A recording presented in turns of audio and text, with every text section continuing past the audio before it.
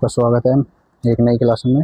और माफ़ करना, काफ़ी टाइम के बाद क्लास अपलोड करनी पड़ रही है क्योंकि टाइम नहीं मिल पाता। मेरे पास कोई टीम नहीं है ये क्लास बनाने में और इसके क्वेश्चंस को रिसर्च करने में काफ़ी टाइम लगता है, तो सॉरी, माफ़ करना।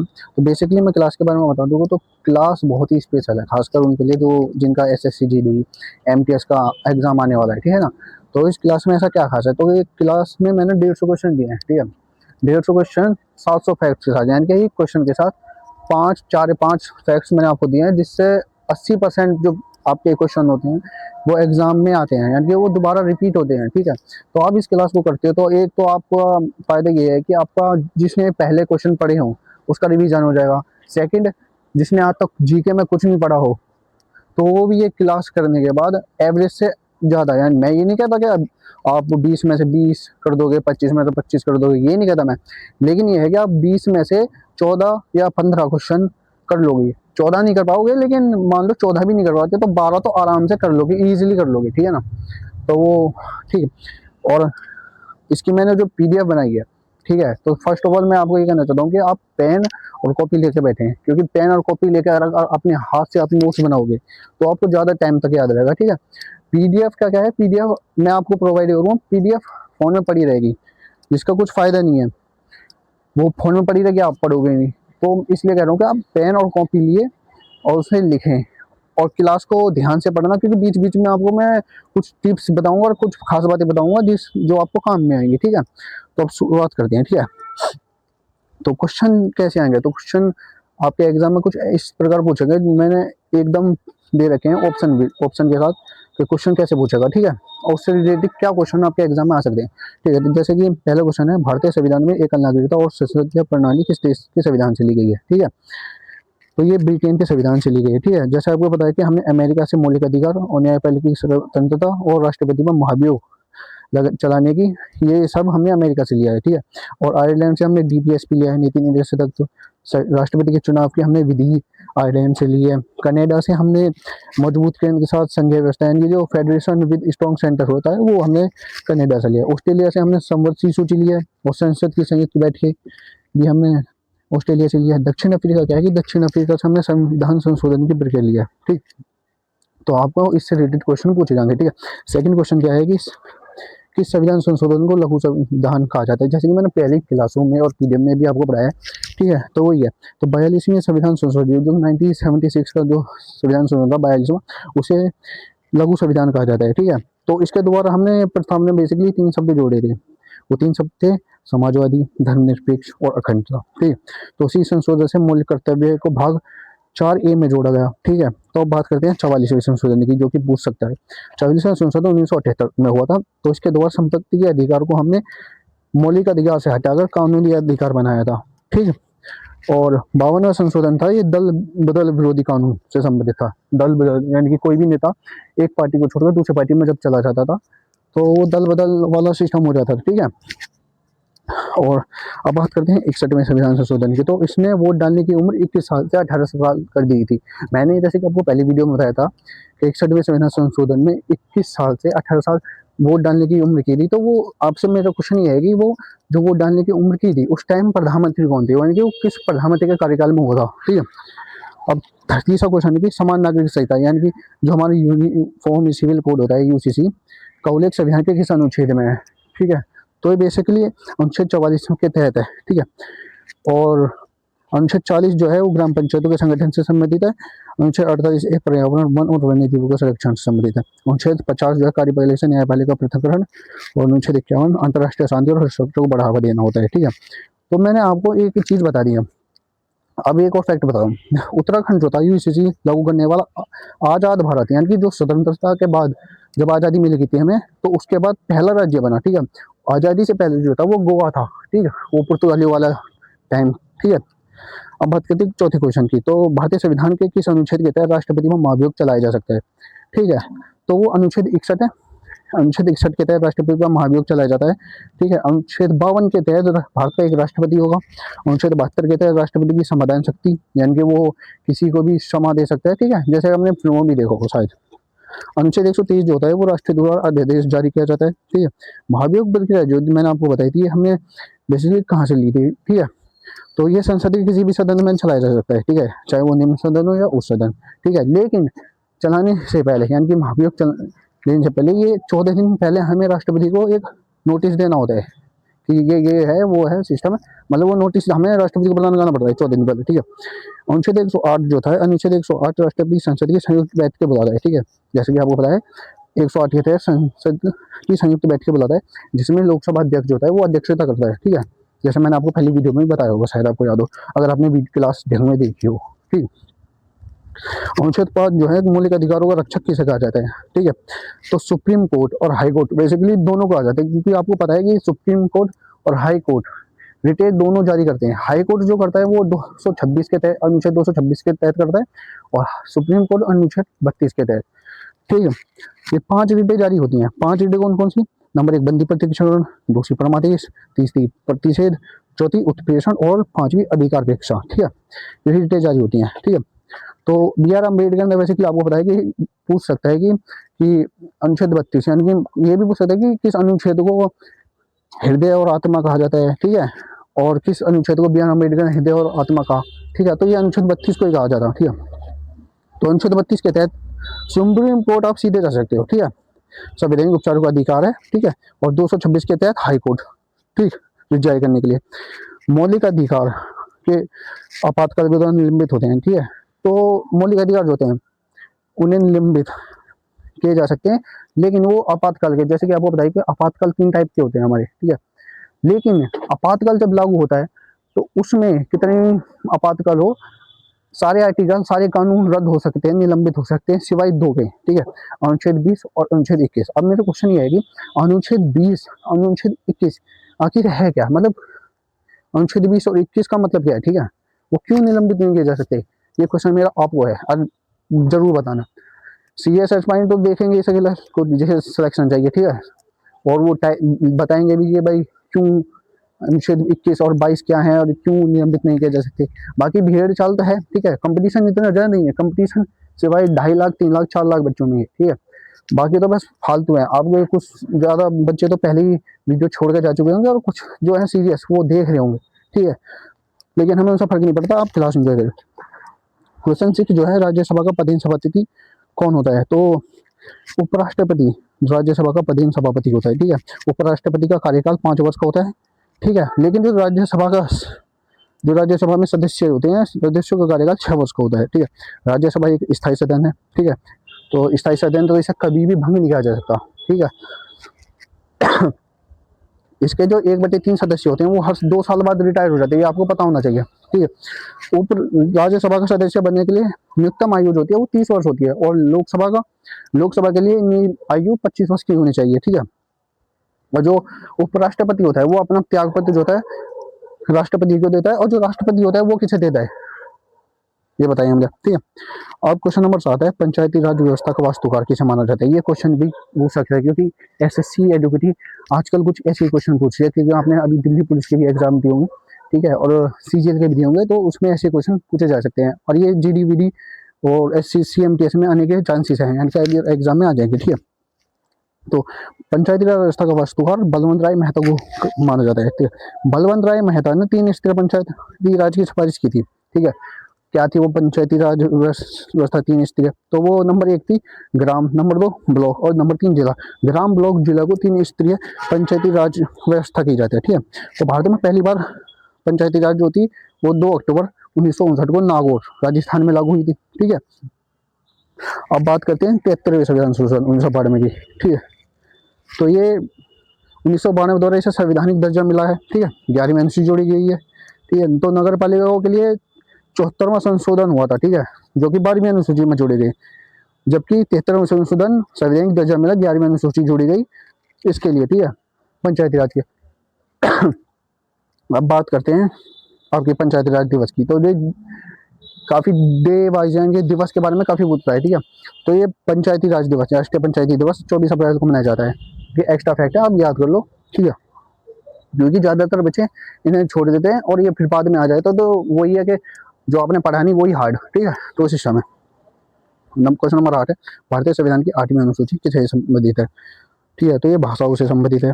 ठीक है, जैसे कि अभी बताइए शुरुआत में 14 भाषाएं थी, लेकिन वर्तमान में 22 भाषा हो चुके हैं। ठीक है, ठीक है, 21वां संशोधन हुआ था जिसमें सिंधी भाषा जोड़ी गई। ठीक, 71वां संशोधन हुआ जिसमें कोंकणी, मणिपुर, नेपाली जोड़ी गई।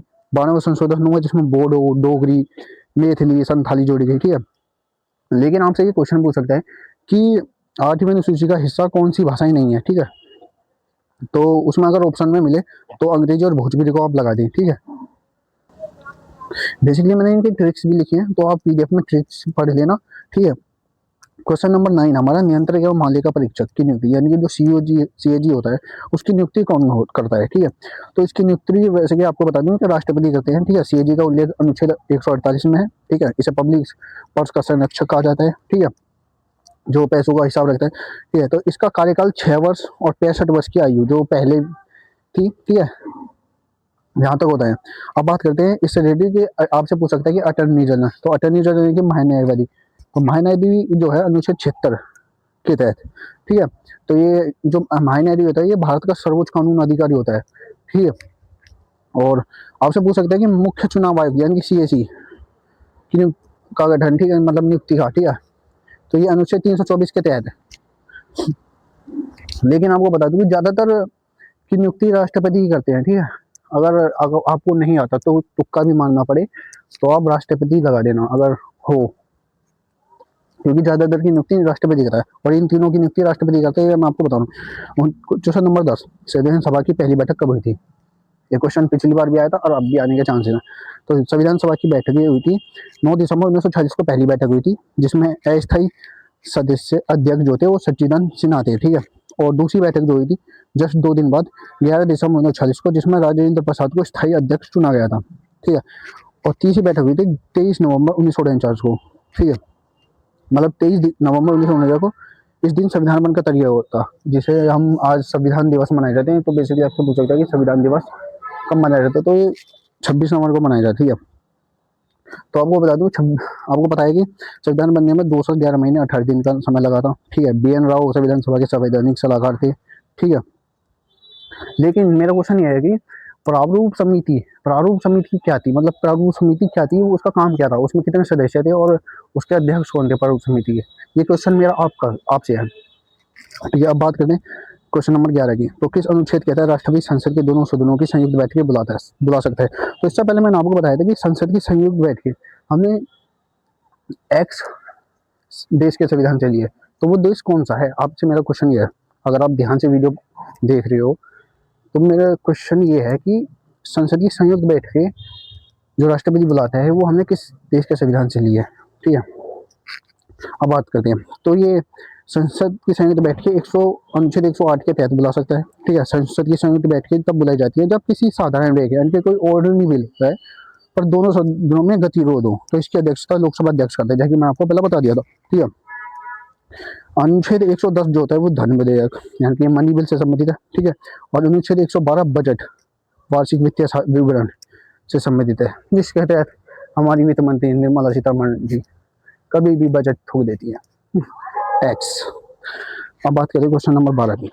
संपत्ति का अधिकार, राइट टू प्रॉपर्टी, को किस वर्ष मौलिक अधिकारों की सूची से हटाया गया है? जैसे कि मैंने आपको पहले भी बताया था। ठीक है, तो इसे 1978 में हटाया गया है। ठीक है, अब बात करते हैं 1944 में संशोधन 1978 द्वारा हटाया गया है। ठीक है, तो अब यह अनुच्छेद 300A के तहत एक वित्तीय अधिकार यानी कि लीगल राइट है। ठीक है, क्वेश्चन नंबर 13 है, भारतीय संविधान का अनुच्छेद 51 से संबंधित है। तो अनुच्छेद 51 मौलिक कर्तव्यों से संबंधित है। इसे 42 संशोधन 1976 द्वारा स्वर्ण सिंह समिति की सेवा इस पर जोड़ा गया है। वर्तमान में 11 मौलिक कर्तव्य हैं। ठीक है, आपको पता होना चाहिए। क्वेश्चन नंबर 14 है, लोकसभा का सदस्य बनने के लिए न्यूनतम आयु क्या है? तो लोकसभा के सदस्य बनने के लिए न्यूनतम आयु 25 वर्ष है। ठीक है, राज्यसभा के लिए 30 वर्ष है और राष्ट्रपति और राज्यपाल के लिए 35 वर्ष है और पंचायत चुनाव के लिए 21 वर्ष है, जो कि आजकल अभी चुनाव चल रहे हैं और अब कोई भी खड़ा हो रहा है। ठीक है, क्वेश्चन नंबर 15 है, भारत में आपातकाल की घोषणा कौन करता है? तो भारत में आपातकाल की घोषणा राष्ट्रपति करते हैं, जैसे मैं आपको पहले बताया था। 3 तरह के आपातकाल होते हैं। ठीक है, अनुच्छेद, लेकिन आपसे आर्टिकल पूछ सकते हैं, तो अनुच्छेद 352 राष्ट्रीय आपातकाल, अनुच्छेद 356 राष्ट्रपति शासन और अनुच्छेद 360 वित्तीय आपातकाल, जो भारत में कभी नहीं लगा। वित्तीय आपातकाल आज तक नहीं लगा, लेकिन राष्ट्रपति शासन कितनी बार कई बार लग चुका है, लेकिन सबसे अधिक कब लगा, किस राज्य में लगा? ये मेरा क्वेश्चन आपका आपसे। और राष्ट्रपति शासन सबसे पहले किस राज्य में लगा था, ये और बताना। क्वेश्चन नंबर 16 है, भारतीय संविधान की प्रस्तावना में कितनी बार संशोधन हुआ है? तो भारतीय संविधान की प्रस्तावना में एक बार संशोधन हुआ है, जो कि 1976 में हुआ था।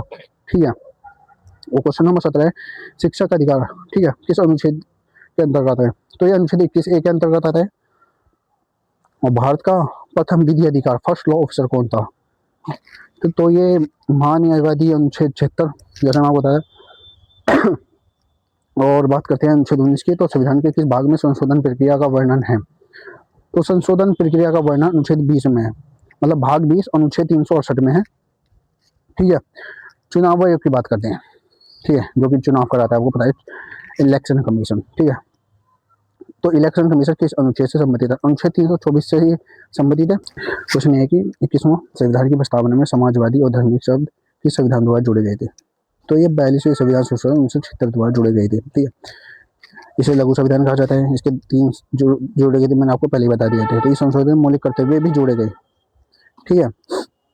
अब बात करते हैं क्वेश्चन नंबर 22 की। तो भारतीय संविधान की 10वीं अनुसूची किससे संबंधित है? तो भारतीय संविधान की 10वीं अनुसूची दल बदल विरोधी कानून से संबंधित है। ठीक है। इसे 52वें संविधान संशोधन 1985 द्वारा जोड़ा गया था। ठीक है।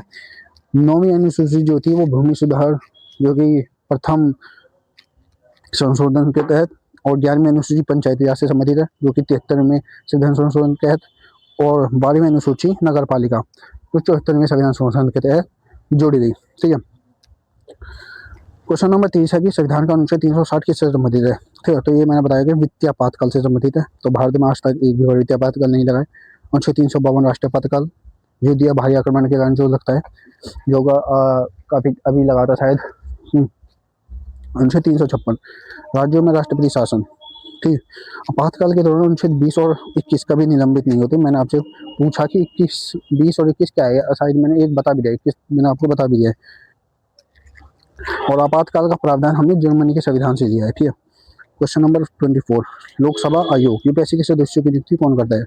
तो इसकी नियुक्ति भी राष्ट्रपति ही करता है। यूपीएससी का उल्लेख जो है अनुच्छेद 315 में है। इसके सदस्यों का कार्यकाल 6 वर्ष और या 65 वर्ष के आयु तक होता है।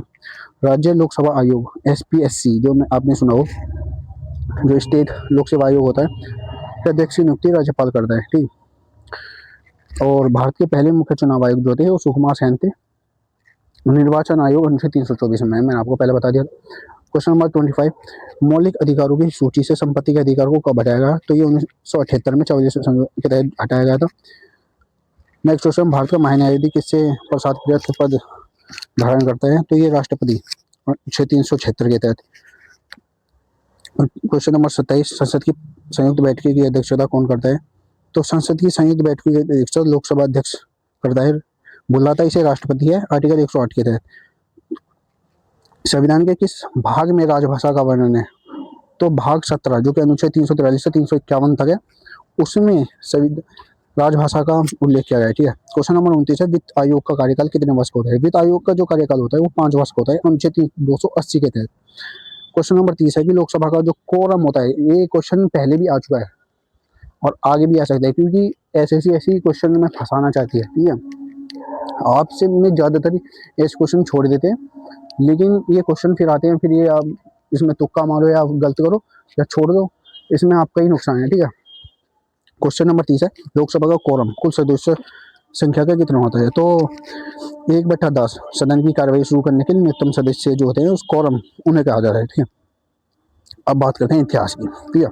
तो हड़प्पा सभ्यता का कौन सा स्थान काली चूड़ियों के लिए प्रसिद्ध है? आपको पता है, कालीबंगा, राजस्थान। ठीक है। तो कालीबंगा क्या करता है? काले रंग की चूड़ियां, यहाँ से जूते हुए खेत के साथ मिले थे, आपको पहले ही बताया। ठीक है। अब मैं आपको बताता हूँ लोथल।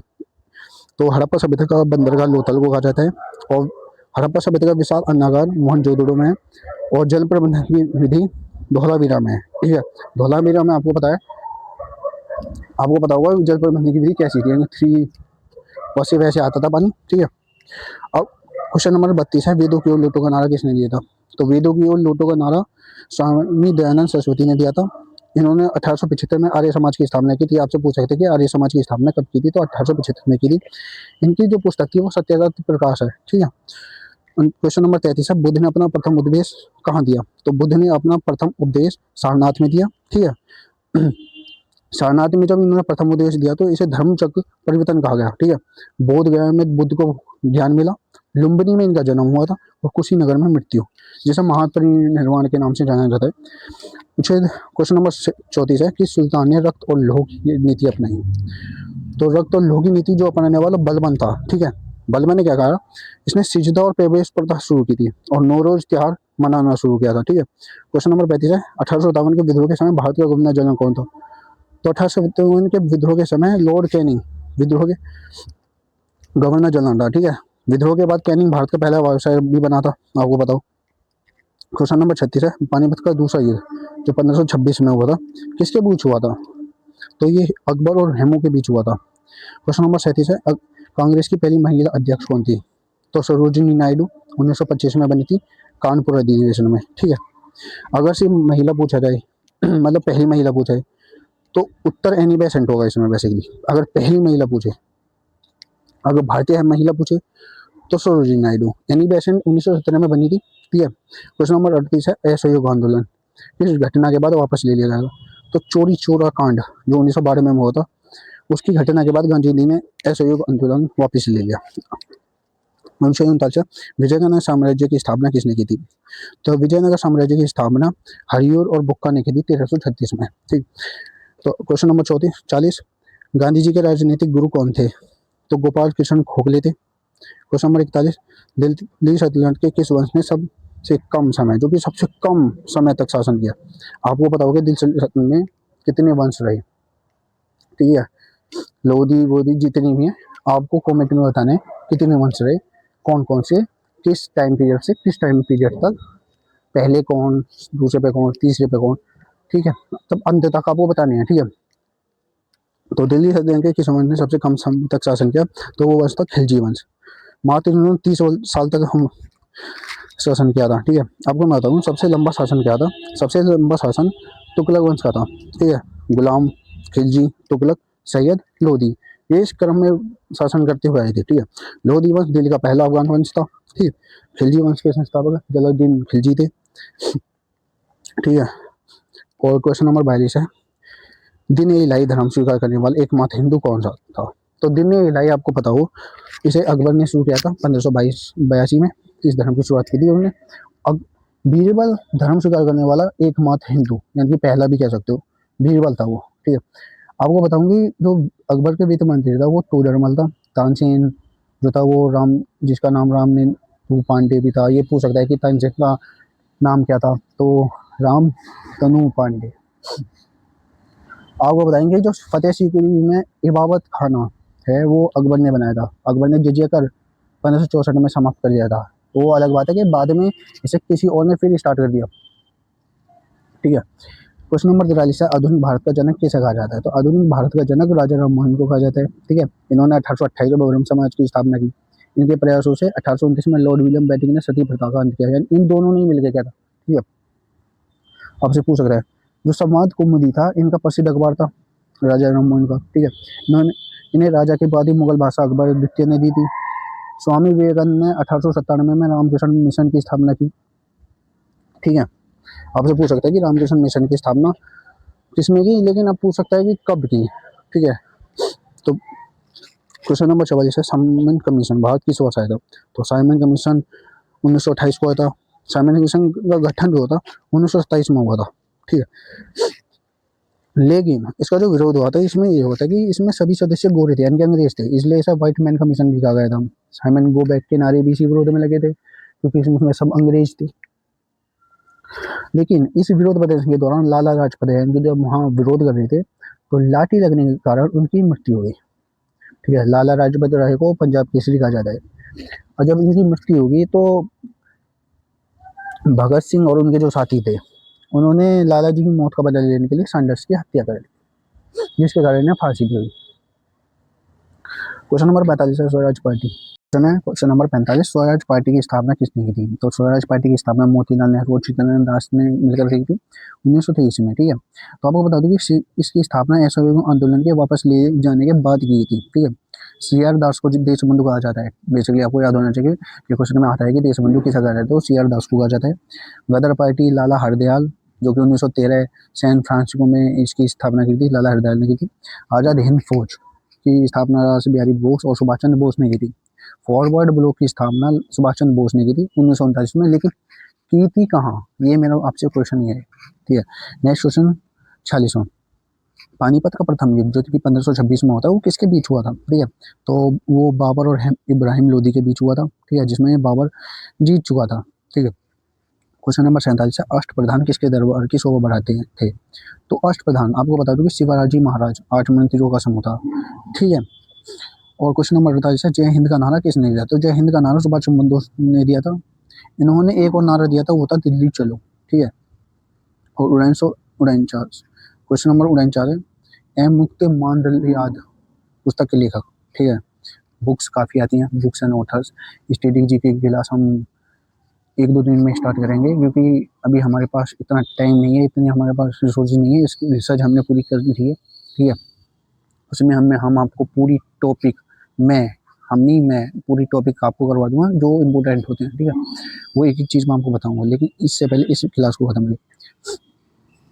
तो एम मुक्त माल्याद पुस्तक के लेखक कृष्ण देव राय, जो कि तेलुगु भाषा में लिखी है, वो थे। ठीक है, क्वेश्चन नंबर 50 है, हड़प्पा सभ्यता के किस नगर को मृतकों का टीला कहा जाता था?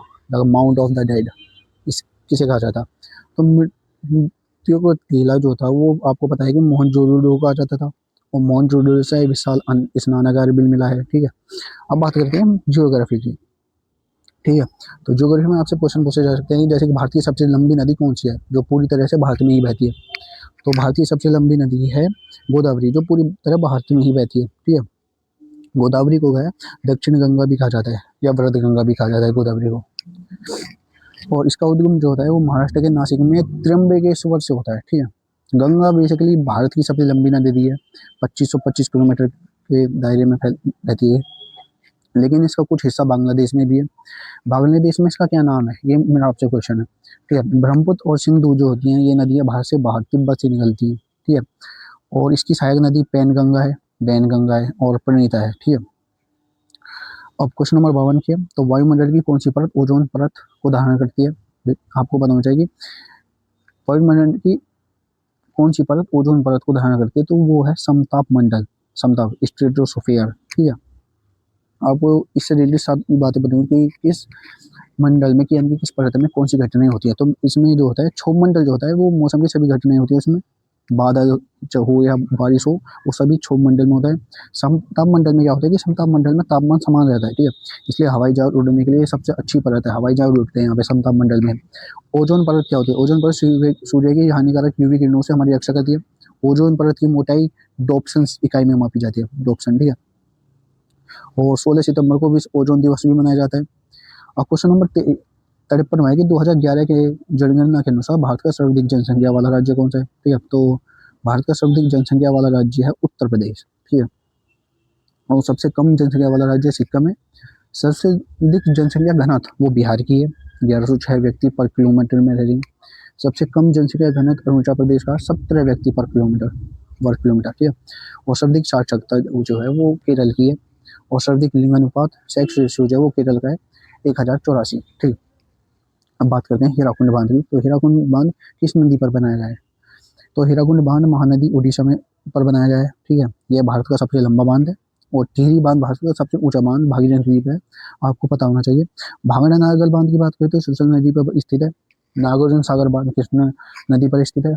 सरदार सरोवर बांध नर्मदा नदी पर स्थित है। ठीक है, अब बात करते हैं क्वेश्चन नंबर 55 की, तो सौरमंडल का सबसे बड़ा ग्रह कौन सा है? तो सौरमंडल का सबसे बड़ा ग्रह है बृहस्पति, जुपिटर। ठीक है, इससे काफी क्वेश्चन है आपकी दिल्ली पुलिस में भी आई है अभी, जैसे कि आप पूछ सकता है कि सूरज के सबसे पहले पास ग्रह कौन सा है, सबसे दूर ग्रह कौन सा है, कौन सबसे पहले परिक्रमा करता है, कौन सा नहीं करता है, तो ये आपको पढ़ेंगे। ठीक है, अब बात करते हैं, तो बृहस्पति का जो उपग्रह है गैनीमेड पूरे सौरमंडल का सबसे बड़ा उपग्रह है। ठीक है, सबसे बड़ा ग्रह का सबसे बड़ा उपग्रह। ठीक, शुक्र जो है वो सबसे गर्म ग्रह है, और पृथ्वी की जुड़वा बहन भी इसे ही कहा जाता है। बुध सूर्य के सबसे नजदीक है और सबसे छोटा ग्रह है। ठीक है, मंगल जो है वो उसे लाल ग्रह कहा जाता है, जो आयरन ऑक्साइड के कारण बना है। ठीक है, शनि जो होता है वो इसके चारों ओर स्पष्ट हो यानी कि रिंग्स जिस ग्रह के बाहर पाई जाती हैं, यानी कि रिंग्स आपको पता हो, वो शनि है, ठीक है। क्वेश्चन नंबर 56 की बात करें तो नाथुल्ला दर्रा, नाथुल्ला दर्रा भारत के किस राज्य में स्थित है? ऐसे क्वेश्चन काफी आए हैं, ठीक है, दर्रों से। तो नाथुल्ला दर्रा सिक्किम में स्थित है। यह भारत के और चीन के बीच एक महत्वपूर्ण व्यापारिक मार्ग है, यहाँ से व्यापार होता है। सिक्किम जो होता है, सिक्किम में जेलेपा दर्रा भी स्थित है, ठीक है। हिमाचल प्रदेश का पूछ सकता है, हिमाचल प्रदेश में सिमला दर्रा, रोहतांग दर्रा स्थित है। उत्तराखंड में लिपुलेख और नीति दर्रा है। अरुणाचल प्रदेश, यहाँ बोमडिला दर्रा स्थित है।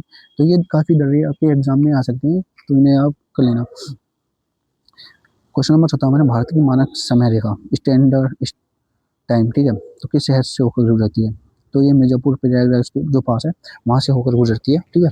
तो ये रेखा जो है वो 82.5 डिग्री एल्टीट्यूड देशांतर पर स्थित है, ठीक है। 72 और ग्रीनविच मीन टाइम यानी कि जीएमटी जो होता है, ग्रीनविच मीन टाइम होता है, इसका फुल फॉर्म से 5 घंटे 30 मिनट आगे रहते हैं, ठीक है ये।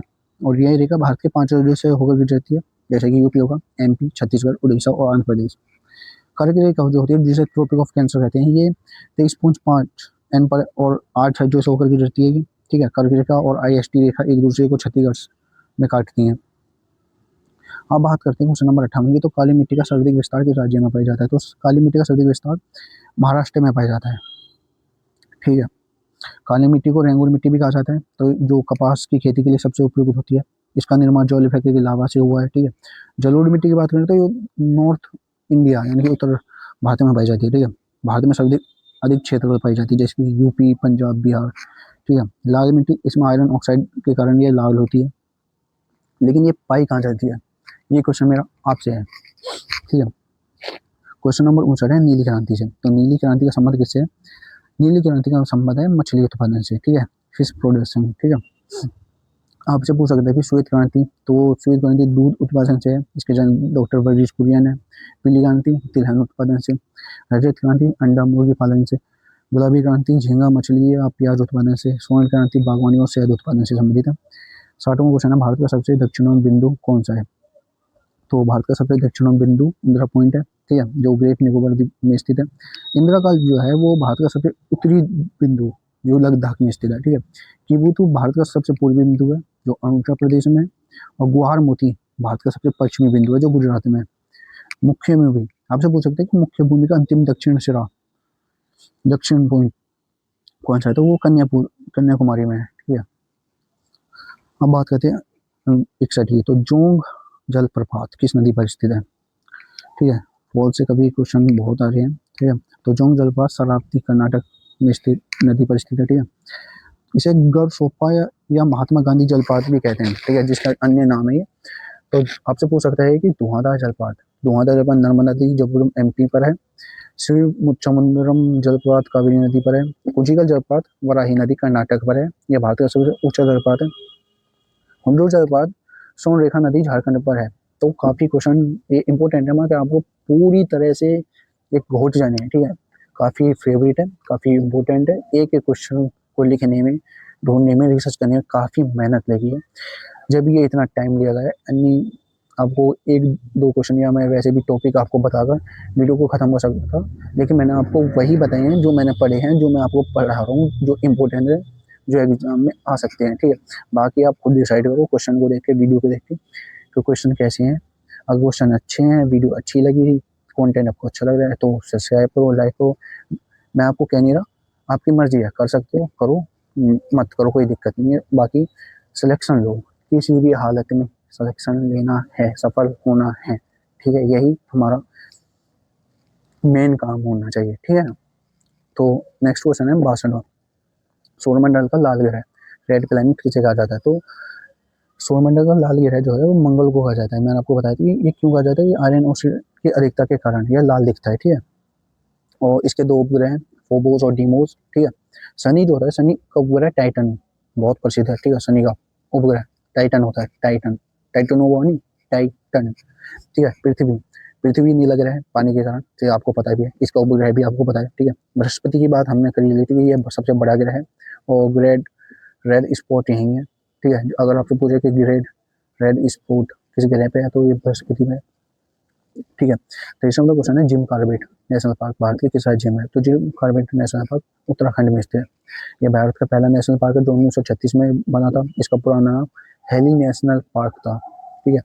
आप अदर पूछ सकते हैं कि कान्हा नेशनल पार्क कहाँ है? तो मध्य प्रदेश में है। काजीरंगा असम में है, जहाँ एक सींग वाले गैंडे के लिए पाया जाता है, वो काफी प्रसिद्ध है इसके लिए।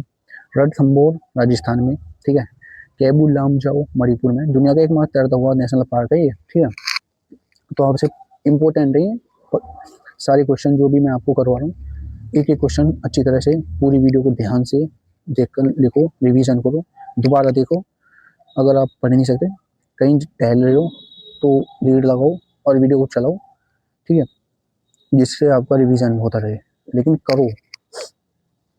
क्वेश्चन नंबर 64 है कि रबी की फसल की बुआई कब की जाती है? तो रबी की फसल की बुआई अक्टूबर से लेकर नवंबर तक की जाती है, ठीक है। रबी की फसलों के उदाहरण जैसे गेहूँ, चना, जौ, मटर, सरसों, इटीसी हैं ये। खरीफ की फसल पूछ सकते हैं। खरीफ की फसल की बुआई जून जुलाई में की जाती है। और धान, मक्का, बाजरा, कपास खरीफ की फसल, ठीक है। जायद की फसल मार्च जून के बीच में होती है, ठीक है। तरबूज, खरबूज, खीरा ये जायद की फसल है। सर्दियों में रबी की फसल होने के कारण बारिश को मावट भी कहा जाता है, ठीक है। तो अब सर्दी भी चल रही है तो पूछ सकता है। अब बात करते हैं क्वेश्चन नंबर 65 की। तो सुंदरवन डेल्टा कौन सी नदियां बनाती हैं? ठीक है, सुंदरवन डेल्टा।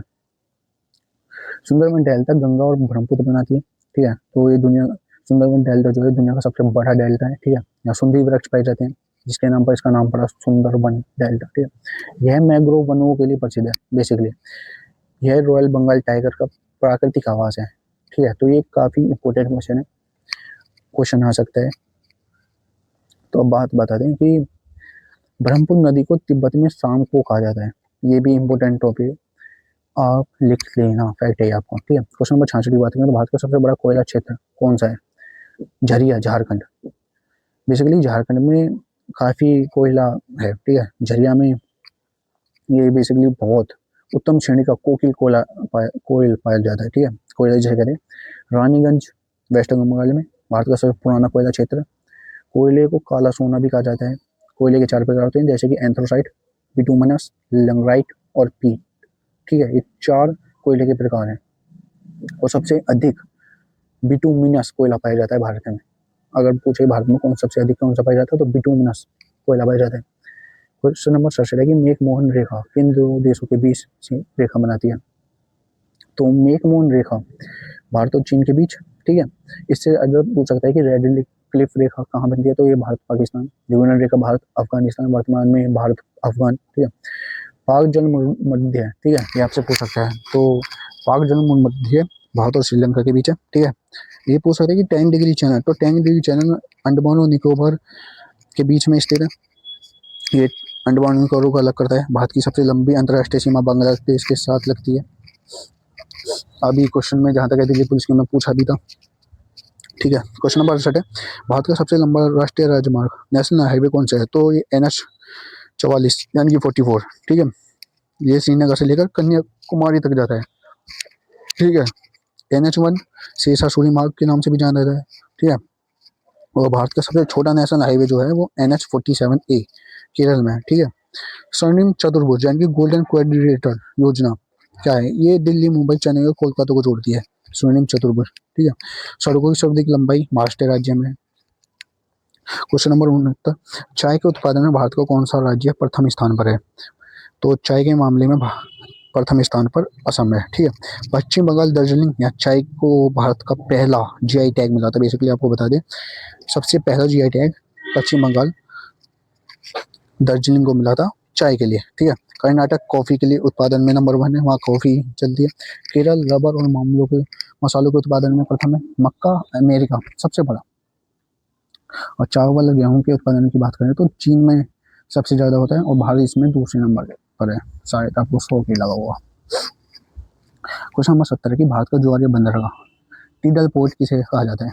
तो भारत का ज्वारीय बंदरगाह कांडा गुजरात को कहा जाता है।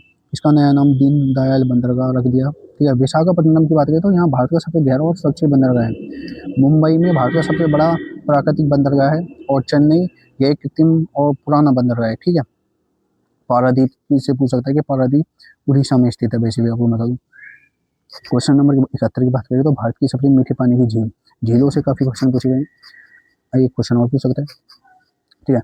तो भारत की सबसे बड़ी मीठे पानी की झील वुलर झील है, जो कि जम्मू कश्मीर में स्थित है। यह झेलम नदी द्वारा बनाई एक गोल झील है, ठीक है। चिल्का उड़ीसा में स्थित है, जो सबसे बड़ी खारे पानी की झील है, जिसे लैंगून भी कह देते हैं। सांभर राजस्थान की भारत की सबसे अधिक खारी अंत स्थलीय झील, सबसे अधिक अंत स्थलीय झील सांभर राजस्थान में स्थित है, ठीक है। पूर्वोत्तर भारत की सबसे बड़ी झील जिसमें तैरता हुआ नेशनल पार्क है, वो लोकतक है, ठीक है, जो मणिपुर में स्थित है। और लोनार झील जो है महाराष्ट्र की, ये उल्कापिंड के गिरने से बनी है, ठीक है, क्रेटर लेक, ठीक है। 72वां क्वेश्चन है, विश्व का सबसे छोटा महाद्वीप कौन सा है? तो विश्व का सबसे छोटा महाद्वीप है वो ऑस्ट्रेलिया, ठीक है। ऑस्ट्रेलिया को प्यासी भूमि का देश या द्वीपीय महाद्वीप भी कहते हैं, ठीक है। विश्व का सबसे महाद्वीप एशिया है, सबसे बड़ा। अफ्रीका अंध महाद्वीप कहा जाता है, यहाँ से कर्क मकर भूमध्य तीनों रेखाएं गुजरती हैं अफ्रीका महाद्वीप से। अंटार्कटिक, इसे श्वेत महाद्वीप या विज्ञान के लिए समृद्ध महाद्वीप कहते हैं, ठीक है। यूरोप एकमात्र ऐसा महाद्वीप है जहाँ एक भी रेगिस्तान नहीं है, ठीक है, यूरोप। क्वेश्चन नंबर 73 है, रेडियो तरंगे। तो रेडियो तरंगे वायुमंडल की किस परत से परावर्तित होती हैं? तो ये आयनमंडल से होती हैं, ठीक है। और यह संचार के लिए सबसे महत्वपूर्ण परत है। मध्य मंडल बेसिकली उल्कापिंड जलकर राख हो जाते हैं इसमें। महामंडल में वायुमंडल की सबसे भारी और पतली परत पाई जाती है। वायुमंडल में शब्द गैस जो पाई जाती है वो नाइट्रोजन पाई जाती है, ठीक है। लेकिन ऊंचाई बढ़ने के साथ छौमंडल में तापमान वैसे आपको घटता है, अगर पूछे कि छौमंडल में ऊंचाई बढ़ने के साथ तापमान घटता है, ये पूछ सकता है, फैक्ट है ये, ठीक है। क्वेश्चन नंबर 74, भूकंप की तीव्रता मापने वाला पहला यंत्र। भूकंप की तीव्रता मापने वाले यंत्र को क्या करें? तो भूकंप की तीव्रता आपको पता है सिस्मोग्राफ के द्वारा मापी जाती है।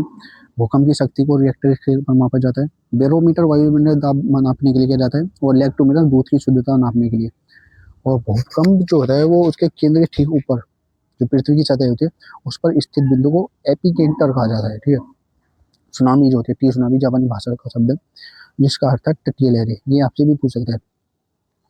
क्वेश्चन नंबर 75 है, किस ग्रह के चारों ओर स्पष्ट रिंग्स पाई जाती है? तो मैंने आपको बताया था ये शनि है, ठीक है। शनि का घनत्व जो होता है वो इतना कम है कि यह पानी पर तैर सकता है, ठीक है। और टाइटन शनि का सबसे बड़ा उपग्रह है। शुक्र और अणु या दोनों ग्रह पूर्व से पश्चिम घूमते हैं। वरुण सौरमंडल का सबसे क्षेत्र में कि थार मरुस्थल भारत के किस राज्य में मुख्य रूप से स्थित है? ठीक है, तो ये राजस्थान में स्थित है, ठीक है। 77वां क्वेश्चन है, गर्मियों में दिनों में उत्तर भारत के मैदानों में चलने वाली गर्म हवा को क्या कहते हैं? तो ये क्वेश्चन काफी इंपोर्टेंट है। इसे जैसे हम कहते हैं कि आपको देखा हो उत्तर भारत में जब गर्म हवा चलती है तो उसे लू कहा जाता है कि भाई लू चल गई, ठीक है। नेक्स्ट क्वेश्चन, भारत की स्थल सीमा कितने देशों से लगती है? तो भारत की स्थल सीमा 7 देशों से लगती है, ठीक है। बांग्लादेश, चीन, पाकिस्तान, नेपाल, म्यांमार, भूटान, अफगानिस्तान, ठीक है। नेक्स्ट क्वेश्चन, भारत का एकमात्र सक्रिय ज्वालामुखी जो एक्टिव वोल्केनो है वो कौन सा है? ठीक है, तो बैरन द्वीप जो कि अंडमान निकोबार में स्थित है वो भारत का एकमात्र सक्रिय ज्वालामुखी है, ठीक है। और 80वां क्वेश्चन है कि दुनिया का सबसे बड़ा नदी द्वीप कौन सा है? ठीक है, तो सबसे बड़ा नदी द्वीप माजुली है जो असम में पाया जाता है ब्रह्मपुत्र नदी पर, ठीक है। अब बात करते हैं इकोनॉमिक्स और एग्रीकल्चर की। तो जैसे कि आप दिल्ली पुलिस का एग्जाम हुआ था, इकोनॉमिक्स से काफी क्वेश्चन पूछे गए, ठीक है। किसी किसी शिफ्ट में 8 8 9 9 10 10 11 11 क्वेश्चन सीधे इकोनॉमिक्स से पूछे गए थे। और इकोनॉमिक्स कोई इतनी डीप कोई पढ़ता नहीं है वैसे कि, ठीक है। 10 क्वेश्चन थे या कोई पढ़ता ही नहीं है, बेसिकली छोड़ देते हैं, ठीक है। तो इकोनॉमिक्स को भी हमें बहुत पढ़ना है क्योंकि ये बहुत इंपॉर्टेंट है, आगे एडुकेटी दे सकता है इससे, ठीक है। तो क्वेश्चन नंबर क्या चाहिए, मिश्रित अर्थव्यवस्था क्या क्या अर्थ है? तो मिश्रित अर्थव्यवस्था जो होती है वो पब्लिक और प्राइवेट यानी कि जो सरकारी और निजी जो होती है उसका मिश्रण होता है, ठीक है। क्या भाई कंपनी वाले भी कर सकते हैं और गवर्नमेंट वाले भी, दोनों साथ करेंगे काम, ठीक है। तो सार्वजनिक और निजी क्षेत्र का ऐसा स्थित होता है, ठीक है। भारत एक मिक्स्ड इकोनॉमी है जहाँ सरकार और प्राइवेट कंपनीज दोनों मिलकर काम करती हैं, ठीक है। कैपिटलिस्ट इकोनॉमी क्या होती है? जो कैपिटलिस्ट इकोनॉमी होती है जहाँ सिर्फ प्राइवेट सेक्टर का दबदबा हो, तो यूएसए में प्राइवेट सेक्टर का काफी दबदबा है, ठीक है। सोशलिस्ट इकोनॉमी क्या होती है? जहाँ सब कुछ सरकार के हाथ में हो, जैसे यूएसएसआर, वहाँ सब सोशलिस्ट है, ठीक है। अब एक बात बताऊं कि विश्व में सबसे पहले मिक्स्ड इकोनॉमी फ्रांस ने अपनाई थी, आपको ये भी पूछ सकता है, क्योंकि ज्यादातर बच्चों को ये नहीं पता कि ये कोई पढ़ता नहीं है इतनी डीप, ठीक है। इकोनॉमिक्स कोई कोई पढ़ता होगा, ठीक है, इतनी डीप कोई नहीं पढ़ता होगा, लेकिन एसएससी पूछ सकती है नेक्स्ट एग्जाम में आपसे ये नहीं पूछेगा कि मिक्स इकोनॉमी, ये तो सबको पता है, आसान है, सब कर देंगे, ठीक है। लेकिन आपसे पूछ सकते हैं कि विश्व में सबसे पहले मिक्स इकोनॉमी किस देश ने बनाई, तो फ्रांस ने बनाई थी, ठीक है। और मैं बताऊं कि भारत में जो 1991 के एलपीजी रिफॉर्म्स है, इससे भी काफी क्वेश्चन आए थे। आगे भी ये बहुत इंपॉर्टेंट टॉपिक है, आपसे आगे भी पूछ सकता है। तो एलपी जो रिफॉर्म्स थे वो होते हैं एलपीजी, ठीक है।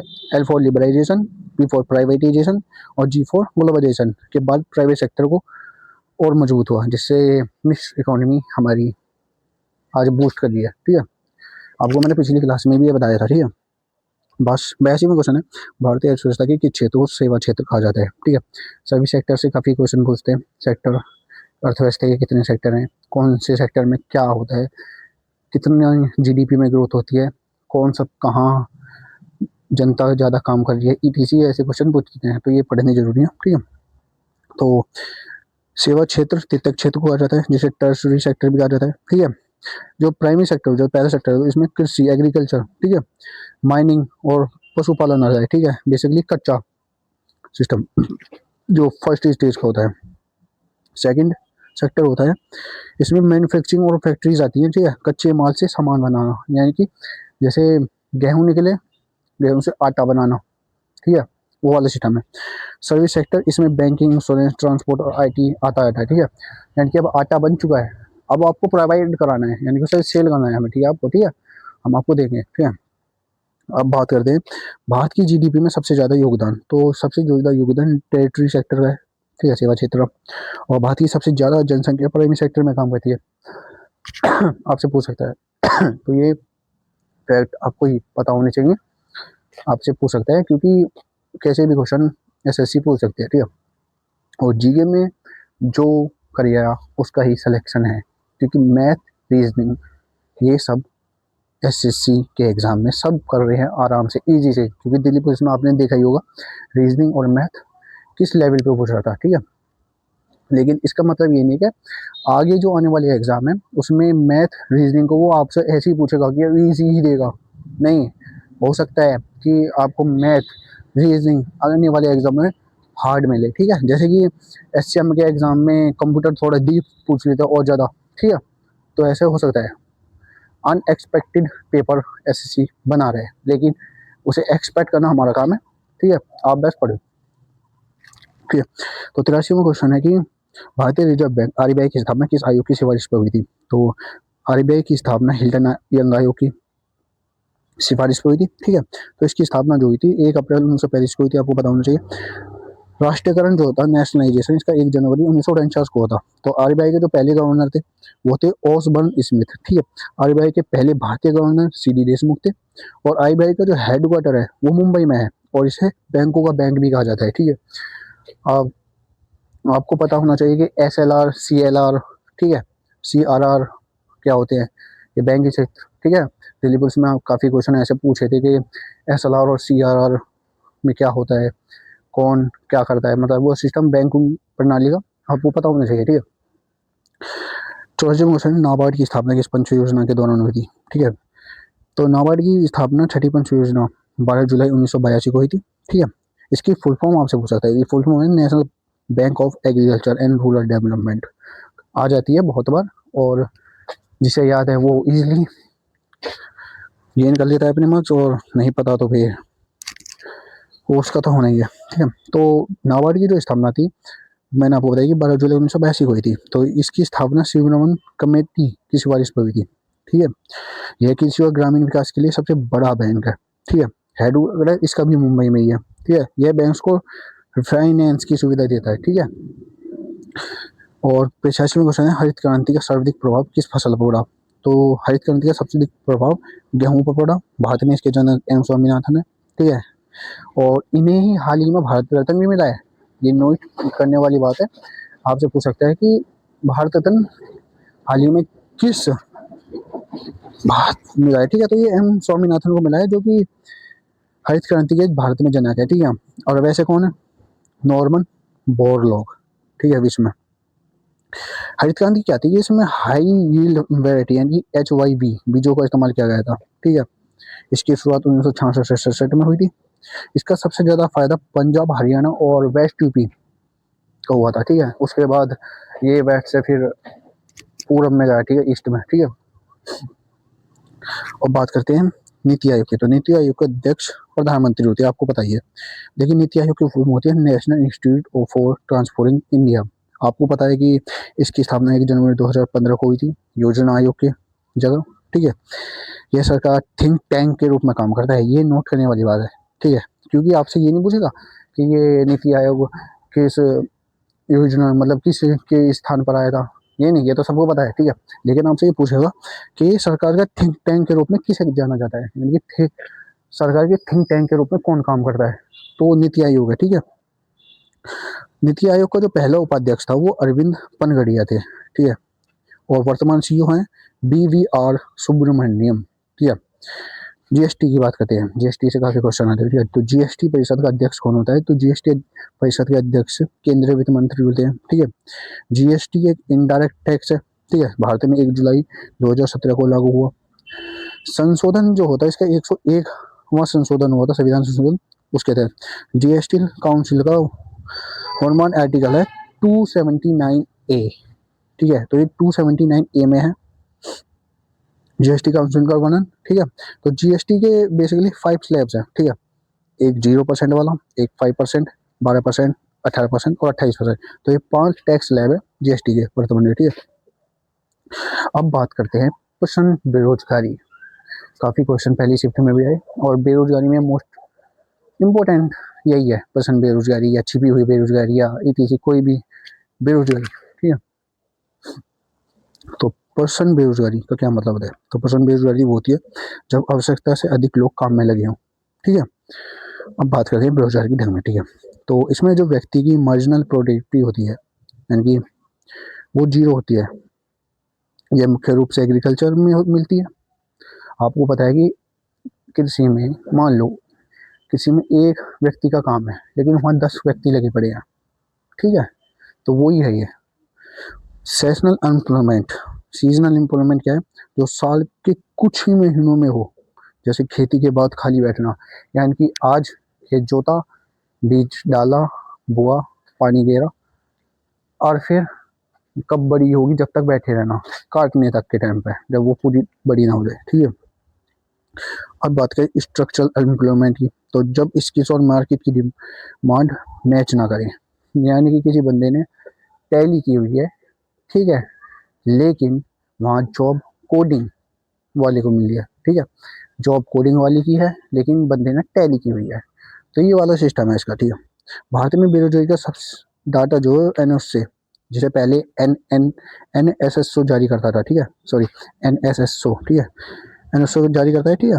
अब बात करते हैं 89 क्वेश्चन मानव विकास सूचकांक ह्यूमन डेवलपमेंट इंडेक्स की। तो इंडेक्स से काफी क्वेश्चन आए थे, ठीक है।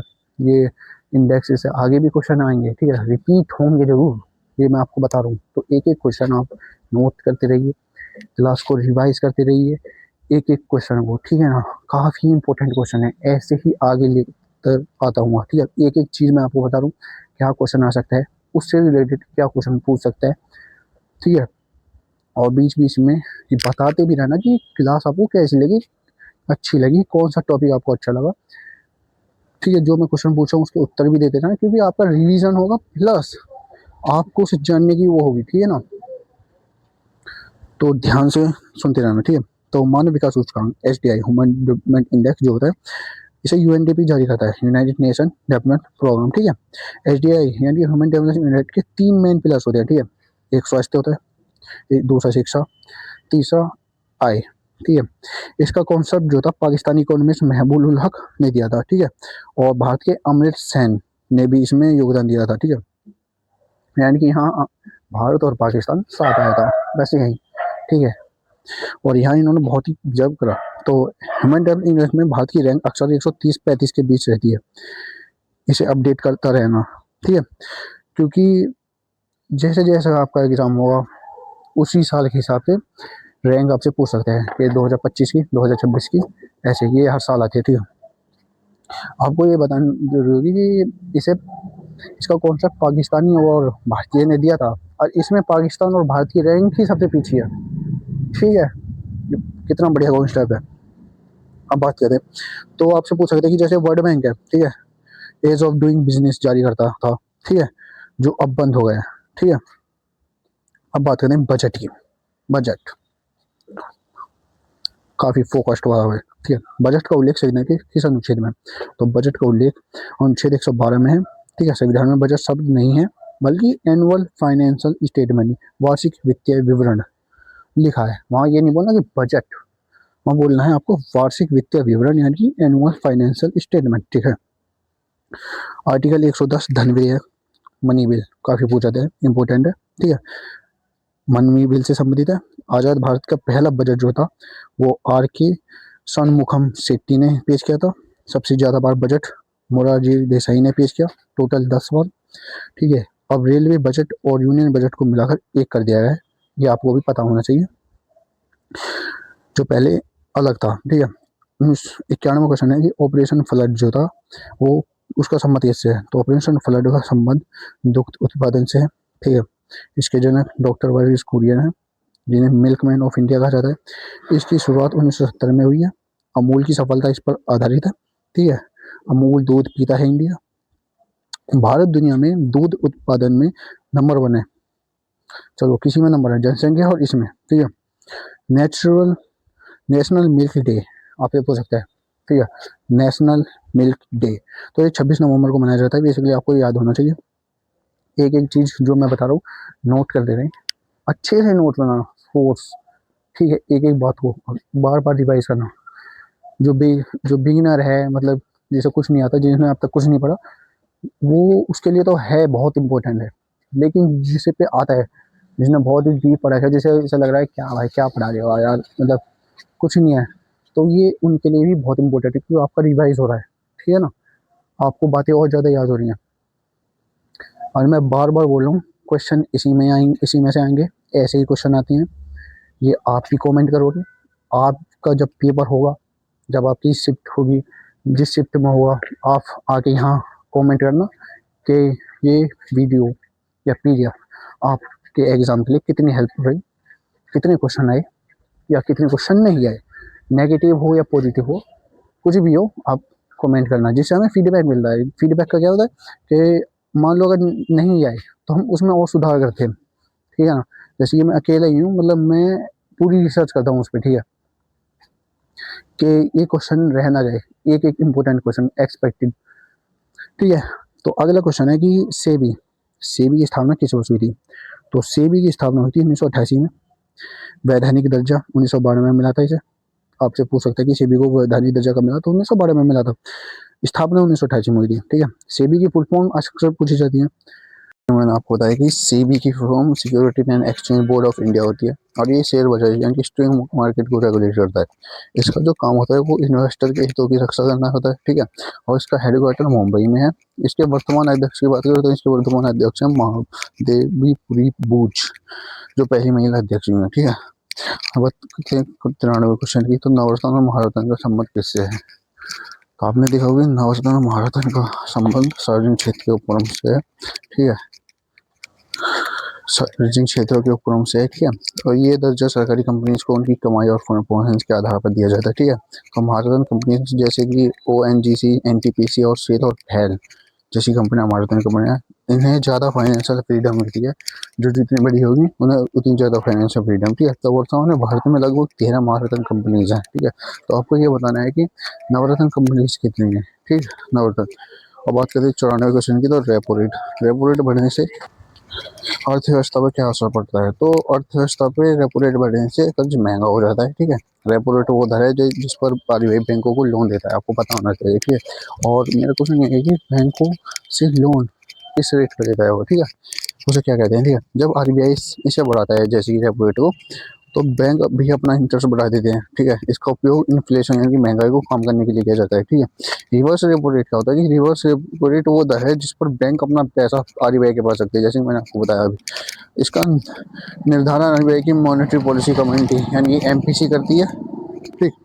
95 क्वेश्चन है कि 2011 की जनगणना के अनुसार भारत की साक्षरता दर यानी कि लिटरेसी रेट कितनी है? तो भारत की साक्षरता दर लिटरेसी रेट 74.04% है, ठीक। पुरुष साक्षरता इसमें 82.14% है, महिला साक्षरता 65.46%। ठीक। सबसे ज्यादा साक्षरता वाला राज्य केरला है और सबसे कम साक्षरता वाला राज्य बिहार है। ठीक है। अब मेरा क्वेश्चन ये है कि केरला कितने परसेंट लिटरेसी रेट है केरला में और बिहार में कितना है। ठीक। अब बात करते हैं साक्षरता यूथ माना जाता है जो 7 साल या उससे ऊपर और पढ़े लिख सकते हैं। ठीक है ना, तो उन्हें साक्षरता माना जाता है, यानी कि पहली दूसरी तीसरी ये 7 साल या उससे ऊपर के। ठीक। अब बात करें 2011 की जनगणना की, तो 2011 की जनगणना भारत की 15वीं जनगणना है। ठीक है। और उस टाइम मेरा क्वेश्चन ये है कि 2011 की जनगणना के समय इसके उसको कराने वाले यानी कि उस टाइम पीएम कौन थे। ठीक है। हम बात करते हैं 96% की नीली क्रांति।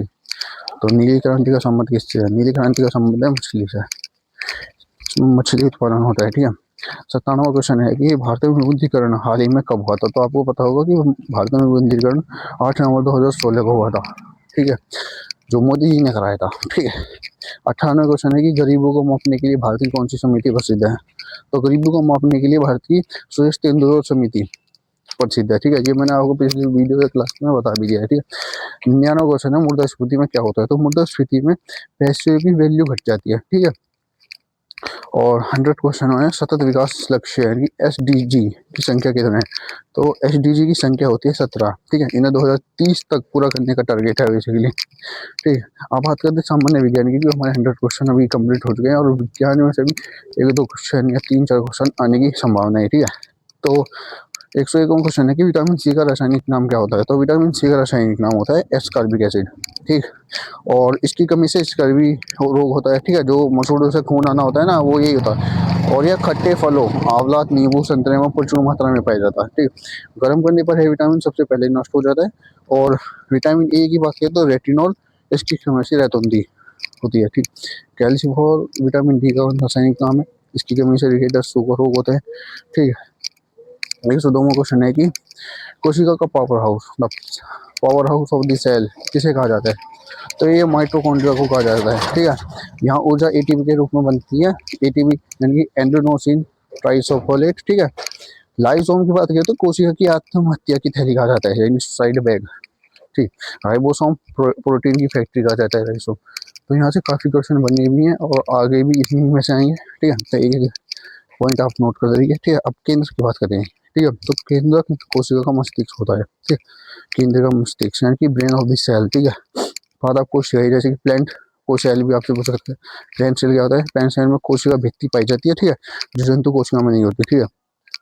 103वां क्वेश्चन है रक्त का थक्का जमने में कौन सा विटामिन सहायक होता है। तो रक्त का थक्का जमने में विटामिन के सहायक होता है। ठीक। और B12 जो होता है इसमें कोबाल्ट धातु पाई जाती है। B12 की बात करें तो। ठीक है। B12 का नाम क्या होता है, साइनोकोबालामिन। ठीक। और विटामिन E की बात करें तो सौंदर्य विटामिन बी से कहा जाता है और प्रिजनर विटामिन बी से कहा जाता है। ठीक है। अब बात करें रक्त के पीएच मान की, तो पीएच मान भी काफी कभी कभी पूछ लेता है। तो रक्त का पीएच मान 7.4 होता है। ठीक है, हल्का क्षारीय। ठीक। और रक्त समूह की खोज कार्ड कार्ल लैंडस्टीनर ने की थी। ठीक है। ओ नेगेटिव को यूनिवर्सल डोनर वो कहा जाता है, ये आपको भी पता भी होगा और इसे नोट भी कर लिए अगर नहीं पता तो। ठीक। 104वां क्वेश्चन है सुसुब्रैक ड्राई आइस का रासायनिक रूप क्या होता है। तो ड्राई आइस का रासायनिक रूप होता है ठोस CO2 यानी। ठीक है, यह बिना तरल बने सीधे गैस में बदल जाती है। जैसे ऊर्ध्वाधर ये सब्लिमेशन होता है ना, आपने पढ़ा होगा साइंस में। ठीक है। भारी जल जैसे D2O, इसका उपयोग परमाणु रिएक्टरों में मंडप के रूप में होता है। ठीक है। लाफिंग गैस की बात करें तो आपको पता होगा कि नाइट्रोक्स ऑक्साइड एंड। ठीक है। और baking soda sodium bicarbonate, charger नाम सोडियम क्लोराइड। तो इनके रासायनिक नाम और सूत्र आपको पता होना चाहिए, ये पूछ सकते हैं। ठीक है, यही इम्पोर्टेंट है वैसे। 105वें क्वेश्चन की बात करें तो पेंसिलिन की खोज किसने की थी। तो पेंसिलिन की खोज की थी अलेक्जेंडर फ्लेमिंग ने 1928 में। ठीक है, ये दुनिया की पहली एंटीबायोटिक थी। और इससे अदर रिलेटेड अगर जो पूछेगा तो वो है कि एडवर्ड जेनर, जैसे ही चीचक के टीके की खोज किसने की थी। तो एडवर्ड जेनर ने की थी। लुई पास्चर ने की रेबीज के टीके और पॉइजन की खोज की थी। इंसुलिन की खोज बेटिंग और बेस्ट ने की थी मधुमेह के उपचार के लिए। ठीक। मानव शरीर की सबसे बड़ी ग्रंथि भी आपको बताना चाहिए जो कि यकृत होती है। ठीक है। और 106वें क्वेश्चन की बात करते हैं। ठीक है, आकाश का रंग नीला किस कारण दिखाई देता है। तो आकाश का रंग प्रकाश के परिग्रहण के कारण नीला दिखाई देता है। ठीक है। उसमें कहा था कि क्रम धैर्य वाला नीला प्रकाश हवा के कणों द्वारा सबसे ज्यादा फैलता है, वो बताना चाहिए। प्रकाश का अपवर्तन क्या होता है? प्रकाश का अपवर्तन होता है तारों का टिमटिमाना और पानी में डूबी व्यक्ति का टेढ़ा दिखना, ये प्रकाश का अपवर्तन है। ठीक है, अब बात करते हैं पूर्णांतिक परावर्तन की होता है। ठीक है, तो पूर्णांतिक परावर्तन जैसे कि आपने पढ़ा होगा कि हीरा का चमकना, अमृत तृष्णा, मिराज का बनना, यानी कि कोई जो चीजें नहीं होती वो आपको दिखेंगी। ठीक है, और सूर्योदय सूर्यास्त की बात करें तो सूर्योदय और सूर्यास्त के समय लाल रंग विकिरण के कारण ही दिखता है। ठीक है, सूरज का। ठीक, इंद्रधनुष यह परावर्तन अपवर्तन और विक्षेपण का मिश्रण है, जब रेनबो इस टाइम। ठीक, अब 107वां क्वेश्चन है, दाढ़ी बनाने के लिए किस दर्पण का प्रयोग किया जाता है? ठीक, दाढ़ी बनाने के लिए अवतल दर्पण का प्रयोग किया जाता है। ठीक है, अवतल दर्पण क्या होता है कि पास की वस्तु को बड़ा और सीधा प्रतिबिंब बना रहा है। ठीक है, उत्तल दर्पण गाड़ियों के साइड मिरर में उपयोग होता है। ठीक है, तो गाड़ियों के साइड मिरर में कौन सा? उत्तल का, और बार की शॉप में अवतल का। ठीक है, डॉक्टर की बात करते हैं, ENT। कभी आप हॉस्पिटल में गए होंगे, नाक कान गला ETC से जो रिलेटेड दवाइयाँ देता है या उसका डॉक्टर होता है, वो ENT लगाता है बुलंद का। ठीक है, तो ENT कान नाक गले की जांच के लिए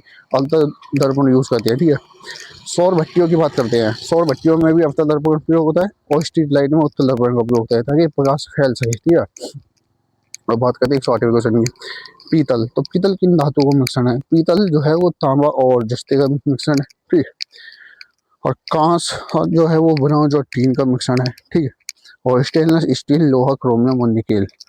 ठीक, और टांका शीशा और टीन का है, और जर्मन सिल्वर है, तांबा जस्ता और निकेल, क्योंकि इसमें 0% होता है सिल्वर। SSO का फेवरेट सवाल है SSC का, तो यहाँ से अगर पूछेगा तो पूछ सकता है। ठीक है, अमलगम क्या होता है? अमलगम में पारा मरकरी एक मुख्य धातु होती है। ये सुनो क्वेश्चन है, मानव शरीर की सबसे छोटी ग्रंथि कौन सी है?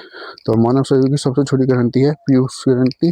ठीक है, ट्रूट ग्रंथि। ठीक है, अब बात करते हैं कि पिट्यूटरी ग्रंथि है क्या, मतलब कि इसे मास्टर ग्रंथि भी कहते हैं क्योंकि यह बाकी ग्रंथियों को कंट्रोल करती है। ठीक है, और यकृत की बात करें तो यकृत शरीर की सबसे बड़ी ग्रंथि है। ठीक है, अगर नाम से ये सब एक मिश्रित ग्रंथि है जो एंड्रोसिन और एक्सोसिन की है। ठीक है, थायराइड की बात करें तो थायरस शरीर की सबसे बड़ी अंतःस्रावी ग्रंथि है। तो आपसे क्वेश्चन कैसे भी पूछा सकता है। ठीक है, थायराइड आयोडीन की कमी से घेंगा रोग होता है। ठीक है, आयोडीन की कमी से आपको घेंगा रोग हो सकता है।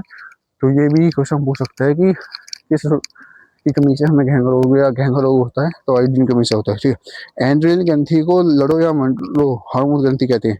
एंड्रेलिन लड़कों ने सुना होगा या फिर नहीं सुना तो आप फिर सुन लिए। एंड्रेलिन जो होता है वो एक ऐसा हार्मोन होता है जो इसे लड़ो या मरो कहा जाता है। ठीक है, अब बात करते हैं 110वें क्वेश्चन की, दूध की शुद्धता किस यंत्र से मापी जाती है? तो दूध की शुद्धता लैक्टोमीटर से मापी जाती है। ठीक है, ये आपसे दिल्ली पुलिस में शायद पूछा भी हो और आगे भी पूछेगा। ठीक है, तो इससे रिलेटेड आगे क्या पूछ सकता है? जैसे बैरोमीटर है, बैरोमीटर से वायुमंडलीय दाब मापते हैं, हाइड्रोमीटर से तरल पदार्थ का घनत्व मापते हैं, और फेदोमीटर से समुद्र की गहराई नापने के लिए किया जाता है सफेदोमीटर का वो, और हाइग्रोमीटर का वायुमंडल की आर्द्रता यानी कि ह्यूमिडिटी नापने के लिए किया जाता है कि एक मौसम में या वायु में कितनी % ह्यूमिडिटी है। ठीक है, अब बात करते हैं एनियोमीटर की, तो एनियोमीटर जो होता है हवा की गति नापने के लिए प्रयोग किया जाता है। ठीक है, जैसे कि मैंने आपको बताया था हाइड्रोमीटर तरल पदार्थों का घनत्व मापता है। ठीक है, अब मेरा क्वेश्चन है कि 11वां की जल की अधिकतम घनत्व यानी कि मैक्सिमम डेंसिटी किस तापमान पर होती है? ठीक है, तो जल की होती है 4 - 4। ठीक है, 4 डिग्री सेल्सियस। ठीक है, 4 डिग्री सेल्सियस पे ये जल की अधिकतम घनत्व होता है। ठीक है, 112 क्वेश्चन है, किस विटामिन को हार्मोन भी कहा जाता है? तो किस विटामिन को हार्मोन भी कहा जाता है? तो सर विटामिन D को कहा जाता है जो कि सूरज से मिलता है। ठीक है, 113वां क्वेश्चन है, सोना किस अम्ल में घुल जाता है? तो सोना एक जो अम्ल राज्य में घुल जाता है जो HCl और HNO3 का 3:1 का अनुपात होता है उसमें, तो उसमें घुल जाता है। ठीक है, अब बात करते हैं 114 क्वेश्चन, रक्त का शुद्धिकरण। तो रक्त का शुद्धिकरण शरीर के किस अंग में होता है? ठीक है, तो ये किडनी में होता है जो कि वक्ष होती है। अब और 115 क्वेश्चन है, ध्वनि की चाल, साउंड स्पीड ऑफ साउंड सबसे अधिक किस में होती है? तो ये स्टील में होती है, ठोस में। ठीक है, निर्वात में ध्वनि यात्रा कर नहीं कर सकती, आपको पता होना चाहिए। ठीक है, अब करंट अफेयर की बात करते हैं, तो करंट अफेयर से भी काफी क्वेश्चन बने थे। ठीक है, और ट्रेंडिंग टॉपिक से बने थे। ट्रेंडिंग टॉपिक्स का है उनसे मैं क्वेश्चन लेकर आया हूँ। ठीक है, तो जैसे कि 116 क्वेश्चन है, भारतीय वर्तमान चीफ डिफेंस ऑफ स्टाफ कौन है? तो वो है जनरल अनिल जौन। इनसे रिलेटेड क्या पूछ सकता है कि जनरल अनिल जौन भारत के दूसरे CDS हैं, इससे पहले थे भारत के जनरल विपिन रावत। ठीक है, और जनरल उपेंद्र द्विवेदी भारतीय थल सेना प्रमुख। ठीक, विवेक राम चौधरी भारतीय वायु सेना प्रमुख हैं और दिनेश कुमार त्रिपाठी नौसेना प्रमुख है। ठीक, सीडीएस का पद तीनों सेनाओं के बीच बेहतर तालमेल के बनाया गया है। ठीक है, और ये दूसरे पद पर अभी हैं। ठीक है, तो 117वां क्वेश्चन है सूर्य किरण। सूर्य किरण युद्धाभ्यास, युद्धाभ्यास से भी काफी क्वेश्चन पूछे गए हैं, आगे भी पूछ सकते हैं। ठीक है, युद्धाभ्यास भारत और नेपाल के बीच हुआ है, तो इससे रिलेटेड आपसे और पूछ सकते हैं, जैसे कि मित्र शक्ति युद्धाभ्यास। तो मित्र शक्ति युद्धाभ्यास भारत श्रीलंका के बीच हुआ है। संप्रति युद्धाभ्यास भारत और बांग्लादेश के बीच हुआ है। और धर्म गार्जियन, ठीक है, धर्म गार्जियन भारत और जापान के बीच हुआ है। और गरुड़ शक्ति भारत इंडोनेशिया, ब्रज प्रहार भारत और अमेरिका के बीच हुआ है। ठीक है, तो ये कुछ प्रमुख युद्धाभ्यास हैं जो कि एग्जाम में आते हैं और आगे भी पूछे जा सकते हैं। ठीक है, अब क्वेश्चन है 118वां, तो भारत का 42वां यूनेस्को विश्व धरोहर स्थल वर्ल्ड हेरिटेज साइट कौन सा बना। ठीक है, तो यूनेस्को से काफी क्वेश्चन आते हैं। ठीक है, तो जो भारत का 42वां यूनेस्को विश्व धरोहर स्थल है वो होयसैल के पवित्र मंदिर समूह है, जो कि कर्नाटक में है। ठीक है, इससे रिलेटेड है कि ये बेलूर और हैलेबीड और सोमनाथपुरा में स्थित है। ठीक है, शांति निकेतन जो है भारत के भी 41वीं यूनेस्को साइट है, यानी इससे जो पहली थी वो शांति निकेतन थी। ठीक है, अब टोटल जो भारत में टोटल 42 विश्व धरोहर स्थल है। ठीक है, सर्वाधिक यूनेस्को साइट आपको पता होगा कि महाराष्ट्र में है। ठीक है, और यूनेस्को का मुख्यालय जो है पेरिस में है, फ्रांस में। ठीक है, नेक्स्ट क्वेश्चन 119वां कि सोन नदी की प्रमुख सहायक नदी है। तो सहायक नदी यहाँ भी पूछता है, काफी इंपॉर्टेंट है। जैसे कि सोन नदी गंगा की प्रमुख सहायक नदी है। ठीक है, और सोन नदी अमरकंटक की पहाड़ियों से यानी कि मध्य प्रदेश से निकलती है और उत्तर भारत की ओर बहते हुए पटना के पास गंगा में मिल जाती है ये। ठीक है, ठीक है, जो यमुना है वो गंगा की सबसे लंबी सहायक नदी है। ठीक है, जो कि यमुनोत्री से निकलती है, तो गंगा की सबसे लंबी सहायक नदी यमुना है। और नर्मदा की बात करें तो नर्मदा पश्चिम की ओर बहने वाली सबसे लंबी नदी है, जो एक्चुअली बनाती है, डेल्टा नहीं बनाती, एक्चुअली बनाती है। ठीक है, तो पश्चिम की ओर बहने वाली नदियों में भी पूछ लेता है। ठीक है, तो नर्मदा भी याद करना इम्पोर्टेंट है। प्रयागराज जो है, प्रयागराज में गंगा, यमुना और एडिशा सरस्वती का संगम होता है, यहाँ 3 नदियों का संगम होता है। ठीक है, तो यह बात आपको पता होगी और याद करना। ठीक है, ब्रह्मपुत्र की बात करें तो ब्रह्मपुत्र को बांग्लादेश में पूछ लेता है, जैसे कि बांग्लादेश में ब्रह्मपुत्र को जमुना और गंगा को पद्मा कहा जाता है। ठीक है, अब बात करते हैं 120वें क्वेश्चन की, जैसे कि खेल से काफी क्वेश्चन आते हैं। ठीक है, तो पेरिस ओलंपिक 2024 में भारत की एकमात्र स्वर्ण पदक किसने जीता था। तो आपको पता होगा नीरज चोपड़ा थे।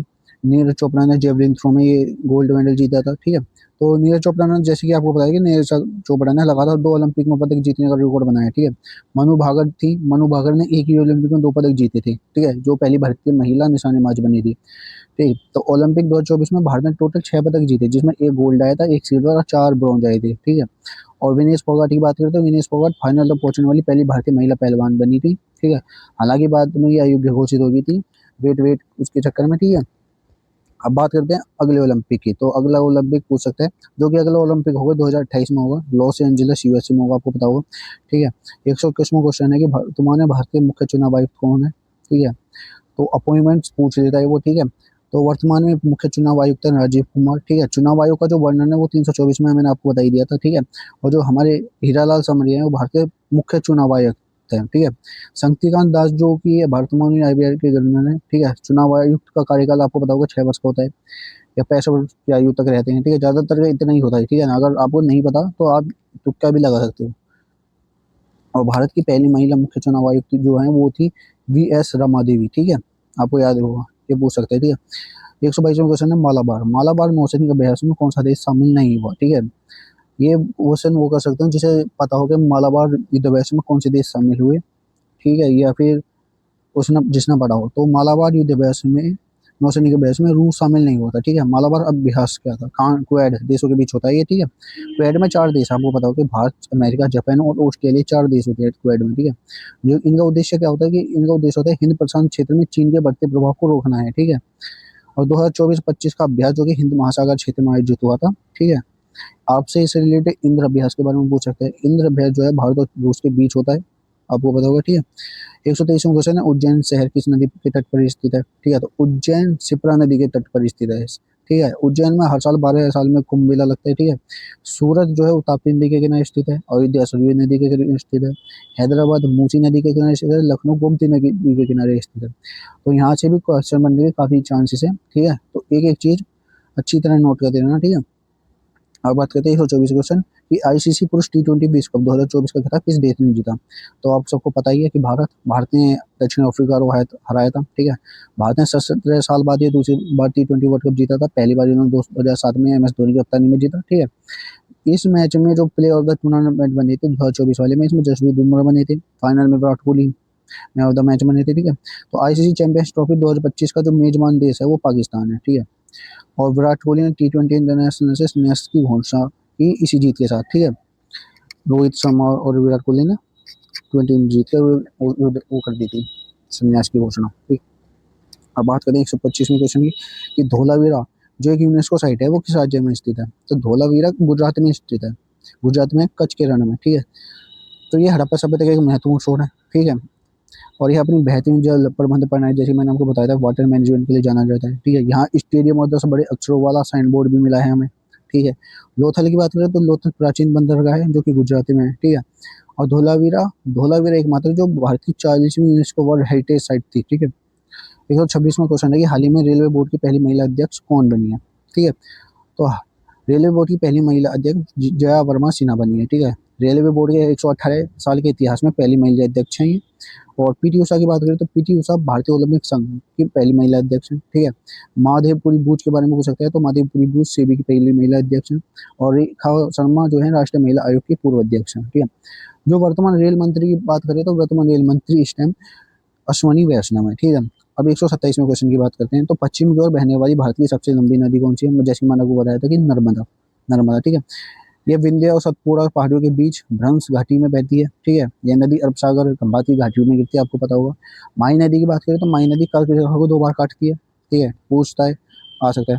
नर्मदा पे प्रसिद्ध धुआंधार जलप्रपात स्थित है। आपसे पूछ सकता है कि धुआंधार जलप्रपात किस नदी पर स्थित है, तो नर्मदा नदी पर स्थित है। ठीक है, नर्मदा को मध्य प्रदेश की जीवन रेखा कहा जाता है। ठीक है, अब बात करते हैं 128वें क्वेश्चन की तो ब्रज प्रहार। ब्रज प्रहार सैन्य अभ्यास। ठीक है, ब्रज प्रहार सैन्य अभ्यास 2 देशों के बीच होता है। ठीक है, वो कौन से देश हैं तो वो भारत और अमेरिका है। ठीक है, यह दोनों देशों के बीच विशेष बल यानी स्पेशल फोर्सेस जो होती है उनके बीच होता है। ठीक है, शक्ति वरुण और गरुड़ भारत और फ्रांस के बीच होने वाले अभ्यास हैं। ठीक है, अजय वॉरियर अब युद्ध अभ्यास के बारे में पूछ सकते हैं तो अजय वॉरियर भारत ब्रिटेन के बीच होता है। जीमैक्स भारत और जापान के बीच। नोमैडिक एलिफेंट भारत और मंगोलिया के बीच होता है। ठीक है, 129वां क्वेश्चन है विंबलडन से। तो विंबलडन किस खेल से संबंधित सबसे पुराना टूर्नामेंट है। तो आपको पता होगा कि ये टेनिस से संबंधित है। ठीक है, ये घास के मैदान पर खेला जाता है और साल के 4 ग्रैंड स्लैम का क्रम है इसमें, जैसे कि ऑस्ट्रेलिया ओपन से फिर फ्रांस ओपन, विंबलडन और फिर यूएस ओपन।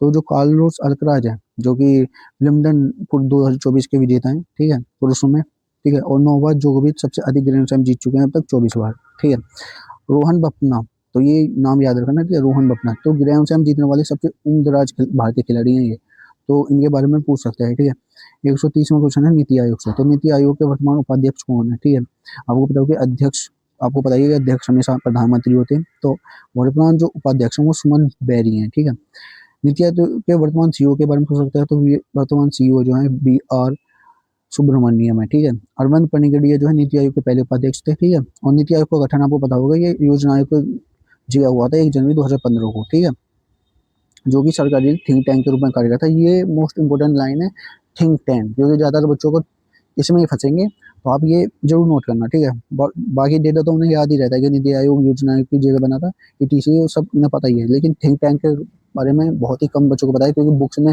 ये मिलता नहीं है पढ़ने पर। ठीक है, और मतलब स्टैटिक जीके की जो कंप्यूटर्स। ठीक है, तो कंप्यूटर में जैसे कंट्रोल जेड शॉर्टकट की पूछ सकते हैं। कंट्रोल जेड शॉर्टकट वो किसके लिए किया जाता है, तो कंट्रोल जेड का प्रयोग अनडू के लिए किया जाता है। ठीक है, कंट्रोल सी से पूछ सकते हैं कंट्रोल सी का क्या, तो कंट्रोल सी का प्रयोग कॉपी के लिए, कंट्रोल वी का पेस्ट के लिए और कंट्रोल एक्स का कट करने के लिए किया जाता है। और कंट्रोल एस से सेव किया जाता है। और कंट्रोल एल जो कि ऑल टैक्स यानी कि जो आपने लिखा है बायोडेटा, वो चाहे वर्ड पे लिखा हो चाहे नोट पैड पे लिखा हो, तो कंट्रोल ए दबाने से वो सारा डाटा सेलेक्ट हो जाता है। फिर आप उसे कट कर सकते हो या फिर कॉपी कर सकते हो, कुछ भी करो। ठीक है, अब बात करते हैं 125वें क्वेश्चन। तो विश्व स्वास्थ्य संगठन जो कि WHO है, वर्ल्ड हेल्थ ऑर्गेनाइजेशन का मुख्यालय कहाँ स्थित है। मुख्यालय भी पूछ सकते हैं, काफी इंपोर्टेंट क्वेश्चन है। मुख्यालय ज्यादातर इन्हीं में पूछता है। ठीक है, तो जिनेवा स्विट्जरलैंड में विश्व स्वास्थ्य संगठन का मुख्यालय है। ठीक है, तो जिनेवा में और भी मुख्यालय हैं जैसे कि ILO संगठन का मुख्यालय है, व्यापार संगठन का मुख्यालय भी जिनेवा में ही है। ठीक है, और न्यूयॉर्क में UN और यूनिसेफ का मुख्यालय है। ठीक है, यूनेस्को का मुख्यालय पेरिस में है। ठीक है, ओपेक का वियना में है, परमाणु ऊर्जा एजेंसी का भी वियना में ही है, और सार्क का मुख्यालय काठमांडू में है। ठीक है। अब 133 क्वेश्चन की बात करते हैं पुरस्कार की। तो ज्ञानपीठ पुरस्कार किस क्षेत्र में दिया जाता है? तो ज्ञानपीठ पुरस्कार जो है साहित्य के क्षेत्र में दिया जाता है। ठीक है। यह भारत में साहित्य का सर्वोच्च पुरस्कार है, जैसे कि आपको पता है, आपने अगर हिंदी पढ़ी हो। ठीक है। अब बात करते हैं दादा साहेब फाल्के पुरस्कार की। तो आपको पता होगा कि सिनेमा के क्षेत्र में दिया जाता है। ठीक है। और भटनागर पुरस्कार विज्ञान के क्षेत्र में दिया जाता है। अर्जुन और द्रोणाचार्य पुरस्कार खेल और कोचिंग के क्षेत्र में दिया जाता है। और पुलित्जर पुरस्कार पत्रकारिता क्षेत्र में दिया जाता है। तो आपको ये चीजें नोट पता होनी चाहिए और नोट कर लीजिए। ठीक है। 134वां क्वेश्चन है बिहू। तो बिहू किस राज्य का प्रसिद्ध लोक नृत्य है? तो बिहू जो है असम का प्रसिद्ध लोक नृत्य है। ठीक है। तो बिहू साल में 3 बार मनाया जाता है। ठीक है। ये भी आपको नोट करना है। ठीक है। अब बात करते हैं गरबा डांडिया की। तो गरबा डांडिया गुजरात का है, लावड़ी महाराष्ट्र का, घूमर राजस्थान, और कथकली और मोहिनीअट्टम केरल का है। आपसे कालबलिया के बारे में पूछ सकता है। ठीक है। तो क्वेश्चन मेरा ये है कि कालबलिया किस राज्य का है? ठीक है। तो ये जो जितने भी मैं बता रहा हूँ, ये पिछली शिफ्ट में PYQ में प्रीवियस ईयर में आए हुए हैं, मोस्ट इम्पोर्टेंट है, आगे भी आएंगे, आगे भी आ सकते हैं, दिल्ली पुलिस में भी आए हैं किसी किसी शिफ्ट में। ठीक है। एक साथ नहीं आए, मतलब किसी किसी शिफ्ट में एक दो निकते जरूर आए। ठीक है। 135 क्वेश्चन है, फीफा वर्ल्ड कप 2026 की मेजबानी कौन से देश करेंगे? तो फीफा वर्ल्ड कप 2026 की मेजबानी अमेरिका, कनाडा और मैक्सिको, 3 देश, ये 3 देश करेंगे। ठीक है। जैसे कि आपको पता है कि 2022 का फीफा वर्ल्ड कप कतर में हुआ था, जिसमें अर्जेंटीना जीती थी। ठीक है। और 2024 पेरिस में हुआ। ठीक है। 28 में ये लॉस एंजलिस में होंगे, USA में। ठीक। और एशियाई खेल के बारे में पूछ सकते हैं, जैसे कि एशियाई खेल 2026 जापान में होंगे अब। ठीक है। ICC वर्ल्ड कप 2027 दक्षिण अफ्रीका, जिम्बाब्वे और नामीबिया, 3 देशों में होंगे। ICC वर्ल्ड कप जो जो अभी हुआ था, जिसमें ऑस्ट्रेलिया जीता, भारत को हार मिलती, बहुत दुख की बात है, ये अभी भारत में ही हुई थी। ठीक है। 136वां क्वेश्चन है इंटरनेट। तो इंटरनेट का जनक किसे कहा जाता है? इससे भी क्वेश्चन आ सकता है, जैसे कि इंटरनेट का जनक विंटन सर्व को कहा जाता है। ठीक है। चार्ल्स बेबेज को कंप्यूटर का जनक कहा जाता है। टिम बर्नर्स-ली को WW वर्ल्ड वाइड वेब के आविष्कार कहा जाता है। ठीक है। और रोम टेमिल्सन, इन्होंने ईमेल बनाया था, तो ईमेल के जनक है ये। और भारत में ईमेल के जनक कौन है, ये मेरा क्वेश्चन है आपसे। मार्टिन कूपर की बात करें तो मार्टिन कूपर मोबाइल फोन के जनक है। ठीक है। सर्गेन ब्रिन और लैरी पेज गूगल के संस्थापक है। ठीक है। 137वां क्वेश्चन है, भारत का पहला परमाणु रिएक्टर। तो भारत का पहला परमाणु रिएक्टर अप्सरा है, जो कि 1956 में बना। ठीक है। आर्यभट्ट भारत का पहला उपग्रह है, मतलब 1975 में लॉन्च होता है, लेकिन पहला परमाणु रिएक्टर वो अप्सरा है 1956 में। ठीक है। INS विक्रमादित्य के बारे में पूछ सकते हैं। तो INS विक्रमादित्य भारत का पहला विमानवाहक पोत है। ठीक है। स्माइलिंग बुद्धा भारत के पहले परमाणु परीक्षण है, जो 1974 में हुआ था, उसका ये कोड है स्माइलिंग बुद्धा। ठीक है।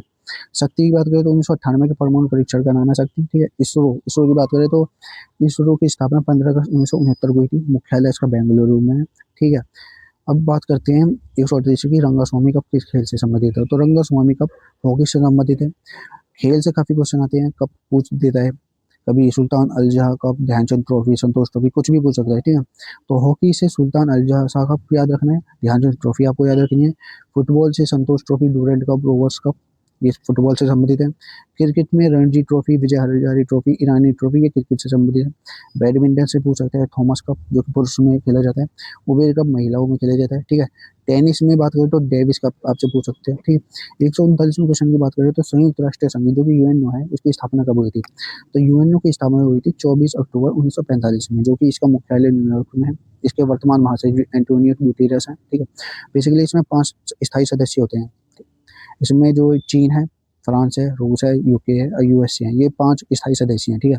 जिनके पास वीटो पावर होता है। वीटो पावर किसी एक देश कभी भी यूज कर सकता है, जो कि अगर किसी को स्थायी सदस्य बनाने के छठे सदस्य स्थायी सदस्य बनाना हो, तो वो वीटो पावर यूज करके उसे नहीं बनने दे सकता, जैसे कि चीन करता है भारत के अगेंस्ट। ठीक है।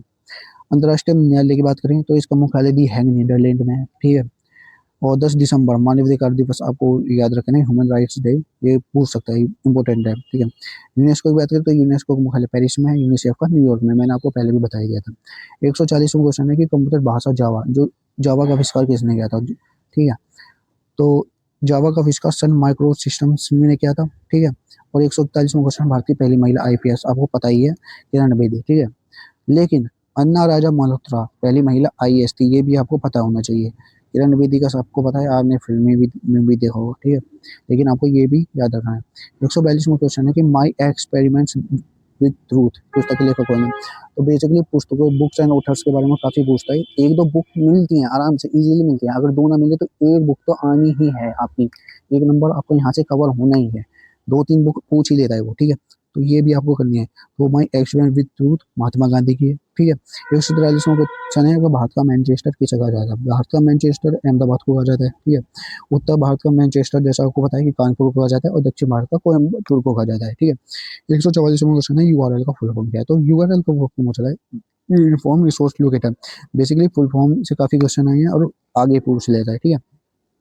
बात करते हैं 145 क्वेश्चन की। तो विश्व का सबसे बड़ा मरुस्थल कौन सा है। तो आपको पता होगा कि सहारा, सहारा जो कि अफ्रीका में है, वो विश्व का सबसे बड़ा मरुस्थल है, ठीक है। 146वां क्वेश्चन है ऑस्कर पुरस्कार जीतने वाले पहले भारतीय कौन थे। तो आपको पता होगा कि ये भानु अतैया थे, गांधी फिल्म के लिए मिला था इन्हें, ठीक है। 147वां क्वेश्चन है कंप्यूटर का जनक किसे है। जैसे मैंने आपको बताया कि चार्ल्स बेबेज को कंप्यूटर का जनक कहा जाता है, ठीक है। 148वां क्वेश्चन है कि भारत में सर्वाधिक वर्षा वाला स्थान कौन सा है। आपको पता ही होगा कि मानसीराम मेघालय में सबसे अधिक वर्षा होती है, ठीक है, सबसे अधिक वर्षा वाला ये स्थान है, ठीक है। 139वां क्वेश्चन है कि गीत गोविंद के रचयिता कौन है। तो गीत गोविंद के रचयिता जयदेव है। 150वां क्वेश्चन है सीपीयू की गति किस में मापी जाती है। तो सीपीयू की गति हर्ट्ज में मापी जाती है।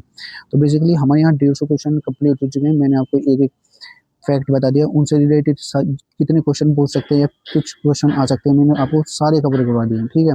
ये क्लास आपके लिए एक फाउंडेशन के लिए, अगर आप बिगिनर तो फाउंडेशन का काम करेंगे जो कि, और अगर आप पहले से ही तैयारी कर रहे हो तो आपका एक रिवीजन हो जाएगा। प्लस अगर आपको कुछ नहीं पता होता तो आप इसे इजीली, जो कि क्वेश्चन आने ही है इसमें से, मुझे पता ही यहीं से पूछता है, ठीक है ना।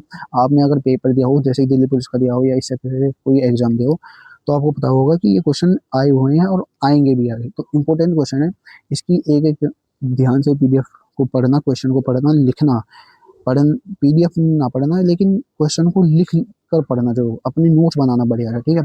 आगे जो हम 42 टॉपिक के हिस्ट्री जीके के क्वेश्चन करवाएंगे, वो 42 टॉपिक आपके लिए बहुत महत्वपूर्ण होंगे, इंपॉर्टेंट होंगे, ठीक है, जो कि एक एक नंबर आपका कवर करेंगे। क्योंकि मैथ रीजनिंग आपको पता ही होगा, क्योंकि आप दिल्ली पुलिस का एग्जाम देखा होगा, तो आपको पता है कि मैथ रीजनिंग सब कर पा रहे हैं और सब कर देंगे, क्योंकि आज की डेट में मैथ रीजनिंग में नंबर लाना कोई बड़ी बात नहीं है, ठीक है। लेकिन जीके, जीके आज के टाइम में अगर आपको सिलेक्शन लेना है तो आपकी जीके स्ट्रॉन्ग होनी चाहिए, ठीक है।